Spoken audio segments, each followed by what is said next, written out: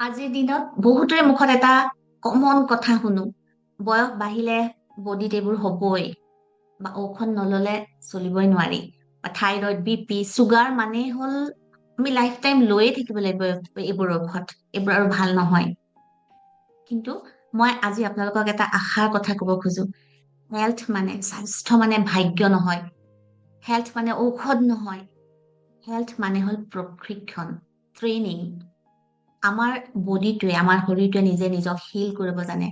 আৰু আমি আমাৰ বডিটোক যদি ছাপৰ্ট দিওঁ, সঠিক খোৱাৰ, সঠিক এখন ৰুটিন মানি চলাৰ, সঠিক টোপনি, ষ্ট্ৰেছ মেনেজমেণ্ট, মুভমেণ্ট, এইবোৰ যদি দিওঁ, আমাৰ শৰীৰে নিজে নিজক হিল কৰিব পাৰে। বহু সময়ত আমি ভাবো আমাৰ উইল পাৱাৰ নাই, আমি কৰিব নোৱাৰো, এইটোৱে আমাৰ সমস্যা। আমি নোৱাৰো, মই যিমান ভাবিলেও মই নোৱাৰো, উইল পাৱাৰ নাই বুলি বহুতে ভাবে। কিন্তু সমস্যাটো আচলতে উইল পাৱাৰ নহয়। সমস্যাটো হৈছে চিষ্টেমৰ, আমাৰ চিষ্টেম নাই। এজনে কব এইটো ডায়েট খাওক, এজনে কব এইটো বেয়া, এজনে কব এইটো ছাপ্লিমেণ্ট খাওক, এজনে কব নাখাব, এনেকে খাব, এইটো কৰিব। এইবোৰ শুনি শুনি মানুহৰ মাজত কনফিউজন হয়। আৰু মানুহে কোনোবা এটা বস্তু লব, কৰিব, আকৌ বন্ধ কৰিব, আকৌ কোনোবা এজনে কব এইটো কৰিব, সেইটো কৰিব, আকৌ বন্ধ কৰিব, কোনোবাই কব এইটো বেয়া। অৰ্থাৎ এটা চাইকেল হয়, সেইটো হ'ল ষ্টাৰ্ট ষ্টপ, ষ্টাৰ্ট ষ্টপ। এই চাইকেলটো আৰম্ভ হয়। আৰু এই চাইকেলটোৰ কাৰণে, এই কনফিউজনটোৰ কাৰণে স্বাস্থ্য আৰু বেয়ালৈ গৈ।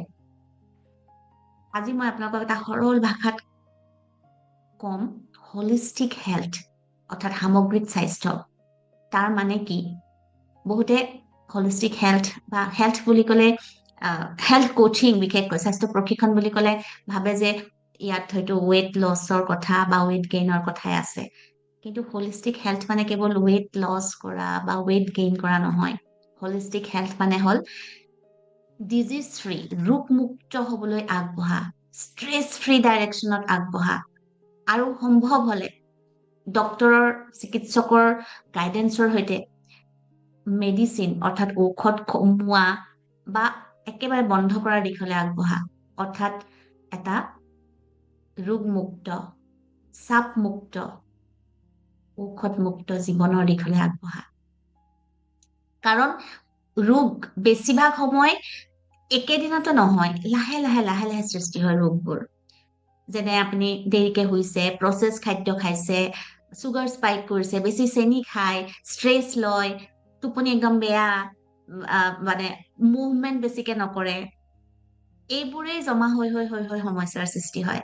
আৰু যিহেতু এইবোৰ জমা হৈ হৈ লাহে লাহে লাহে লাহে সৃষ্টি হয়, গতিকে সমাধানটো আপোনালোকে লাহে লাহে পাব, কিন্তু নিশ্চিতভাৱে পাব যদি আপোনালোকৰ ৰোড মেপখন ঠিক থাকে। এতিয়া মই আপোনালোকক 3টা ভেলু পইণ্ট দিম।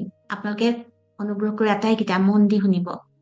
ভেলু পইণ্ট 1, মেডিচিন অৰ্থাৎ ঔষধ এটা ছাপৰ্টহে, কিন্তু ৰুট কজটো হ'ল লাইফষ্টাইল, জীৱনশৈলী।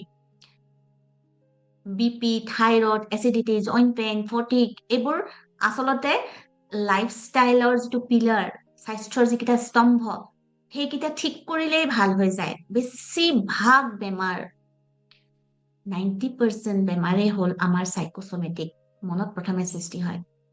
আৰু লাইফষ্টাইল পিলাৰ ঠিক কৰা মানে কি? আপুনি কি খাইছে, কেতিয়া খাইছে, কেনেকে খাইছে, আপোনাৰ শ্লিপ কেনেকুৱা, পৰিৱেশ কেনেকুৱা, আপোনাৰ চাপ কেনেকুৱা, চাপবোৰ আপুনি কেনেকে হেণ্ডেল কৰিছে, এইবোৰৰ ওপৰত আপোনালোকে যত্ন লোৱা বা কেনেকৈ সঠিকভাৱে এইবোৰক আপোনালোকে কণ্ট্ৰল কৰিব, এইবোৰ জনা।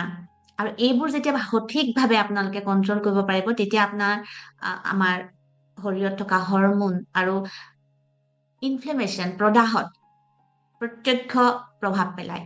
আৰু যেতিয়া হৰমন আৰু ইনফ্লেমেশ্যন আমাৰ ঠিক হয়, ৰেগুলেট হয়, তেতিয়া আমাৰ শৰীৰ ভাল হ'বলৈ আৰম্ভ কৰে।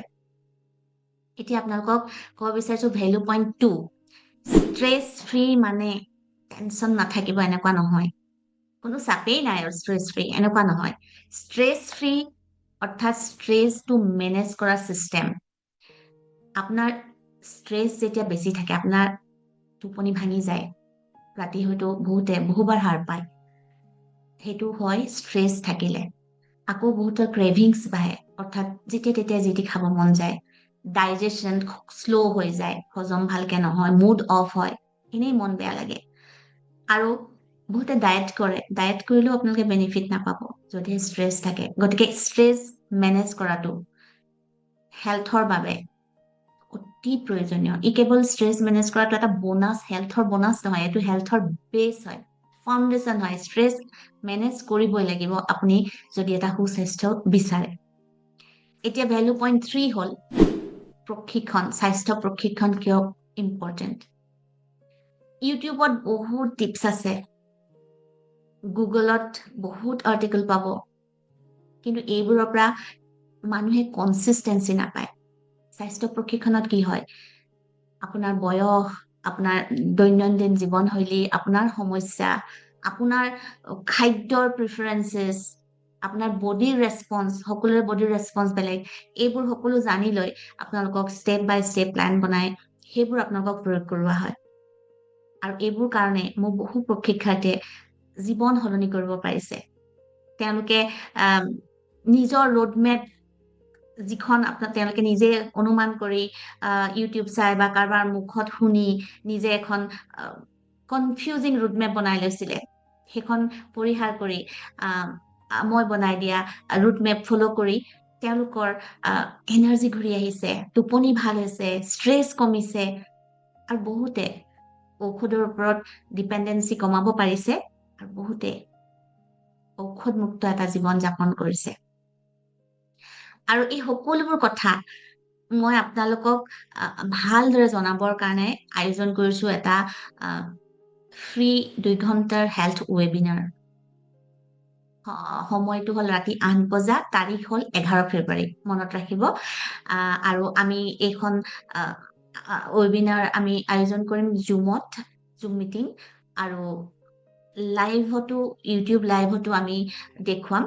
আৰু সেই টপিকটো হ'ব কেনেকৈ আপোনালোকে এটা ঔষধমুক্ত, ৰোগমুক্ত, চাপমুক্ত জীৱন, সামগ্ৰিক সুস্থ, সামগ্ৰিক স্বাস্থ্য লাভ কৰিব।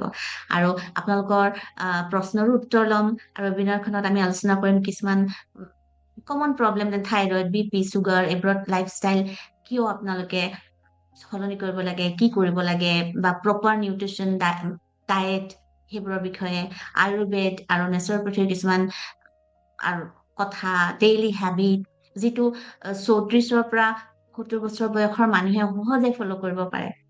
আৰু আপোনালোকক জনাম কেনেকে ষ্ট্ৰেছ, শ্লিপ, ডাইজেশ্যন, এই তিনিটা স্তম্ভ ঠিক কৰিলে আমাৰ শৰীৰটোৱে আমাৰ লগত কেনেকে সহযোগ কৰে, আৰু কেনেকৈ আমি এটা ছাষ্টেইনেবল ৰুটিন বনাব পাৰো, যিটো ৰুটিন আমি কেৱল এদিন মানি বন্ধ কৰা, 2 দিন মানিম, সেনেকুৱা নহয়, যিটো আমি লং টাৰ্ম চলাই যাব পাৰিম। আৰু যিসকলে ঠিককে শিকি জীৱনত ইমপ্লিমেণ্ট কৰিব বিচাৰে, তেওঁলোকৰ কাৰণে এটা 6 মাহৰ ট্ৰান্সফৰ্মেশ্যন এটা জাৰ্নিও তেওঁলোকৰ লগত শ্বেয়াৰ কৰিম। আৰু আপোনালোকে যদি মোৰ এই মিটিংখনত, ৱেবিনাৰখনত জইন কৰিব বিচাৰে, তেতিয়াহ'লে আপোনালোকে আমাৰ ডেছক্ৰিপশ্যনত হোৱাটছএপ কমিউনিটি লিংক দিয়া হ'ব, তাত জইন কৰিব। সেই গ্ৰুপটোতে মই ৱেবিনাৰৰ মিটিং লিংকটো শ্বেয়াৰ কৰিম।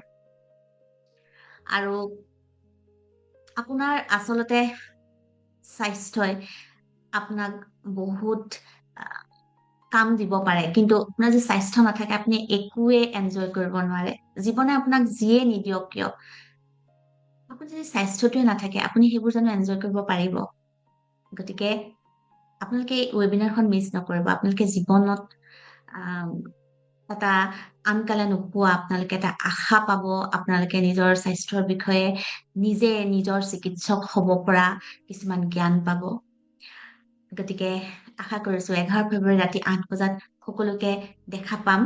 আৰু এটা কথা এই মুহূৰ্তত মই ক'ব বিচাৰিছো, যিসকলে এই ৱেবিনাৰত এটেণ্ড কৰিব, তেওঁলোকৰ কাৰণে মই এখন ফ্ৰী ই বুক, সুস্বাস্থ্যৰ দিহা, দিম বুলি ভাবিছো।